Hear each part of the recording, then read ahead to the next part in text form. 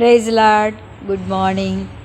ఉదయకాలమున వాక్యం కోసం, వాగ్దానం కోసం ఎదురు చూస్తూ దేవుని స్వరం కోసం, దేవుని స్వరం వినాలి, దేవుని వాక్యం వినాలి, వాగ్దానం వినాలి, ఈ వాగ్దానాన్ని వెంట పెట్టుకుని నేను ముందుకు సాగాలి అని ఎదురు చూస్తున్న దేవుని బిడ్డలారా, నా ప్రియమైనటువంటి నా కుమార్తెలారా, మీ అందరికీ నా హృదయపూర్వకమైన వందనాలు.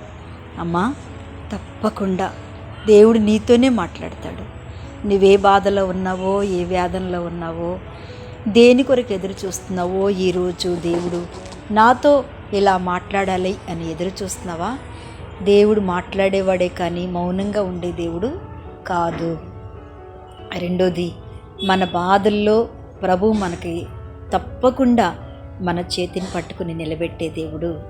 ఎవ్వరు వదిలిపెట్టినా మన దేవుడు తప్పకుండా మనల్ని వదిలిపెట్టాడు. ఆమేన్, హల్లెలూయా. మంచిది. ఈరోజు దేవుని యొక్క వాగ్దానము కీర్తనల గ్రంథము 73వ దావీదు కీర్తన 25వ వచనాన్ని నేను చదువుతున్నాను. ఆకాశమందు నీవు తప్ప నాకెవరున్నారు? నీవు నాకుండగా లోకములోనిది ఏదియు నాకక్కర్లేదు. అబ్బా, ఎంత చక్కటి మాటలండి. దావీదు ఎంత చక్కగా మాట్లాడుతున్నాడు. అసలు ఆయన సర్వము దేవుడే కదా. ఆయన ఎంత ఉన్నతమైన స్థానంలోకి వెళ్ళినా, ఆయన ఎంత ఎదిగినా ఒదిగి ఒదిగి ఉంటూ చక్కటి మాటలు కదా. దేవా, ఆకాశమందు నీవు తప్ప నాకెవరున్నారు? దేవునికి స్తోత్రం. అవును, ఎవరున్నారని ఎదురు చూస్తున్నావమ్మా? ఎవరి కోసం ఎదురు చూస్తున్నావు? ఎవరు ప్రేమించిన వాళ్ళే, మనం ఎంతగా ప్రేమించినా వారే మనల్ని నువ్వెవరు అని అడుగుతుంటే, ఆ పరిశుద్ధాత్మ దేవుడు చూడండి, అయ్యా, ఈ లోకంలో నువ్వు తప్ప నాకెవ్వరూ లేరు, నీవే, నిన్ను చూసుకుని నాకు ఈ అతిశయం, మిమ్మల్ని చూసుకుని నాకే గర్వం, మిమ్మల్ని చూసుకుని నేను బ్రతుకుతున్నాను.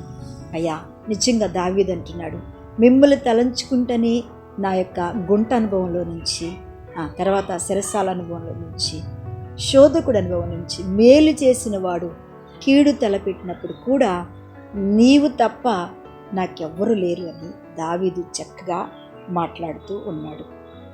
ఆయన రెండో మాట చూడండి, నీవు నాకుండగా, చూడండి, నీవు నాకుండగా లోకంలోనిది ఏది నాకు అక్కర్లేదు.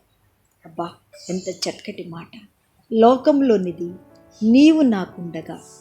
నిజంగా ఈ వాక్యం వింటూ ఆదరణ లేకుండా, నెమ్మది లేకుండా, దేవుని బిడ్డ, మనస్సులోనే వేదన పడుతున్నావా? మనస్సులోనే కృంగిపోతున్నావా? మనస్సులోనే దుఃఖపడుతున్నావా? ఎవరు లేరు ప్రభువా, ఒంటరిని అయిపోయాను. అందరు ఉన్నారు, కానీ ఒక్కొక్కసారి ఒంటరి జీవితంలో ఉన్నాను. దావీదు అన్నాడు, ప్రభువా, నువ్వు తప్ప నాకెవరున్నారు? లోకంలో నీవుండగా నాకేదీ అక్కర్లేదు ప్రభువా. నిజమే దేవుని బిడ్డ.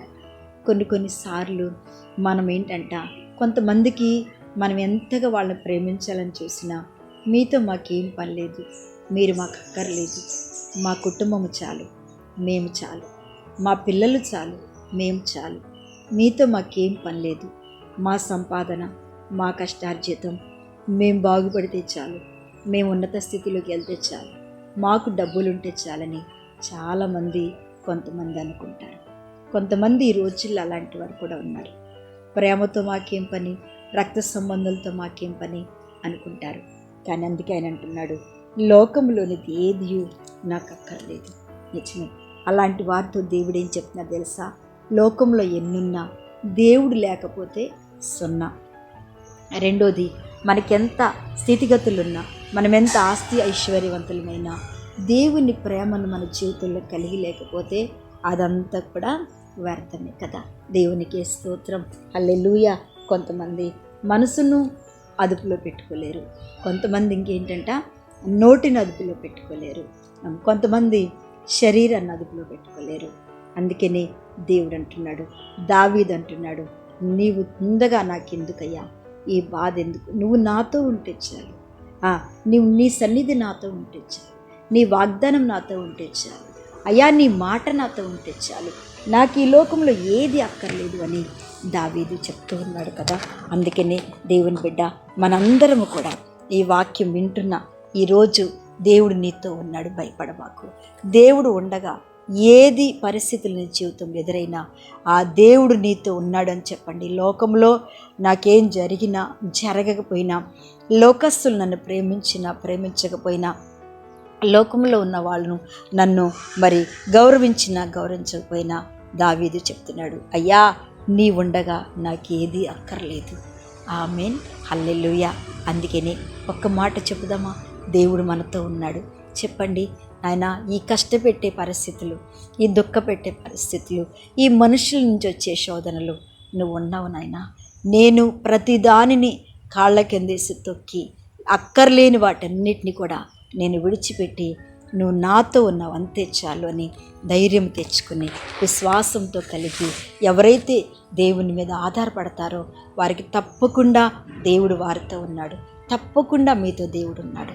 తప్పకుండా ఎటువంటి పరిస్థితుల్లోనైనా అనారోగ్యంతో ఉన్నావా, దుఃఖంతో ఉన్నావా, వేదనతో ఉన్నావా, ఈరోజు కన్నీరు కారుస్తూ నా ప్రభు నాతో ఏం మాట్లాడతారని ఎదురు చూస్తున్నావా?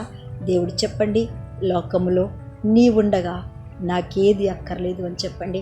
కళ్ళు మూసుకొని ప్రార్థన చేస్తాను. ఒకటే మాట, దేవా నీవు నాతో ఉండగా ఏ పరిస్థితులు నన్నేమి చేయవు నాయన. నీవు నా అక్కర్లు తీర్చే దేవుడు. నువ్వు నాతో ఉండగా నేను దేనికి భయపడను, నేను దేనికి దిగులు పడను అని మీరు ప్రార్థనలో ఏకీభవించినట్టయితే మీకోసం ప్రార్థిస్తా. మహాపరిశుద్ధుడా, మహిమ కలిగిన తండ్రి, మీకు స్తోత్రాలు చెల్లిస్తున్నాను. ఏ రోజున ఎంతమంది ఉదయకాలం వాక్యం కోసం, వాగ్దానం కోసం ఎదురు చూస్తున్నారో వారందరినీ జ్ఞాపకం చేసుకో ప్రభువా. లోకంలో ఎన్ని ఉన్నా మీరు మాతో ఉన్నారంతే. వారి అవసరతలు, అక్కర్లు, వారికి నెమ్మది, సమాధానము, ఆరోగ్యము, ఆశీర్వాదము అయ్యా సమస్తమును మీరు వారికి అనుగ్రహించి ఈ రోజంతా మరి పుట్టినరోజు, వివాహ దినం చేసుకుంటున్న ప్రతి బిడ్డను మీరు ఆశీర్వదించి వారికి తోడుగా నడిపించి దేవా ఈ రోజంతా నెమ్మదితో సంతోషంతో గడిపే భాగ్యం దయచేయమని యేసునామమున అడుగుచున్నాను తండ్రి, ఆమేన్. ప్రైజ్ లార్డ్ అమ్మ. దేవుడు మిమ్మల్ని అందరినీ ఈరోజు తోడుగా ఉండి దీవించునుగాక. ఆమేన్.